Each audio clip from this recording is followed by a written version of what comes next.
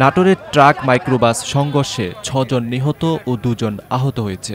২৩ জুলাই সকাল ৯টার সময় বড়াইগ্রাম উপজেলার আড়াইমারি এলাকার তরমুজ পাম্পের সামনে বনপাড়া হাটিকুমরুল মহাসড়কে এই দুর্ঘটনা ঘটে। বনপাড়া হাইওয়ে থানার ভারপ্রাপ্ত কর্মকর্তা ইসমাইল হোসেন ঘটনার সত্যতা নিশ্চিত করেছেন। বনপাড়ার দিক থেকে ছাড়িয়ে আসা একটি মাইক্রোবাস আর ঢাকার দিক থেকে ছেড়ে আসা একটু ট্রাক মুখোমুখি সংঘর্ষ হয়। মাইক্রোবাসের ৫ জন যাত্রী ঘটনাস্থলে মারা যায়, আর অন্যদের উদ্ধার করে চিকিৎসার জন্য বড়াইগ্রাম উপজেলা স্বাস্থ্য কমপ্লেক্সে প্রেরণ করা হয়েছিল। তাদের মধ্যেও একজন মারা গেছে বলে এই পর্যন্ত আমাদের কাছে সংবাদ আসে। প্রাথমিকভাবে বোঝা যাচ্ছে যে ট্রাকটা মাইক্রোবাসে আজকে মারিয়ে দিয়েছে, মাইক্রোবাসটা তার লেনেই ছিল।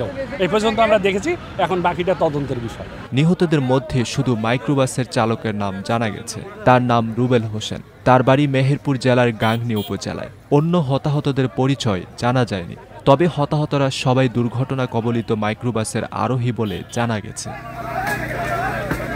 নাটোরের বনপাড়া হাইওয়ে পুলিশ সূত্রে জানা যায়, সকাল ৯:৩০টার দিকে আড়াইমারি এলাকায় মেহেরপুর থেকে ঢাকাগামী একটি মাইক্রোবাসের সঙ্গে বিপরীত দিক থেকে আসা সিমেন্ট বোঝায় একটি ট্রাকের মুখোমুখি সংঘর্ষ হয়। এতে মাইক্রোবাসটি সম্পূর্ণ দুমড়ে মুচড়ে যায়। ঘটনাস্থলেই চালক রুবেল হোসেন সহ ৫ জনের মৃত্যু হয়। গুরুতর আহত ২ জনকে বড়াইগ্রাম উপজেলা স্বাস্থ্য কমপ্লেক্সে নেওয়া হলে আরও একজনের মৃত্যু হয়। অন্য আহত ব্যক্তিকে রাজশাহী মেডিকেল কলেজ হাসপাতালে নেওয়া হয়েছে। ট্রাকের চালক পলাতক আছে। ট্রাকটি আটক করা হয়েছে।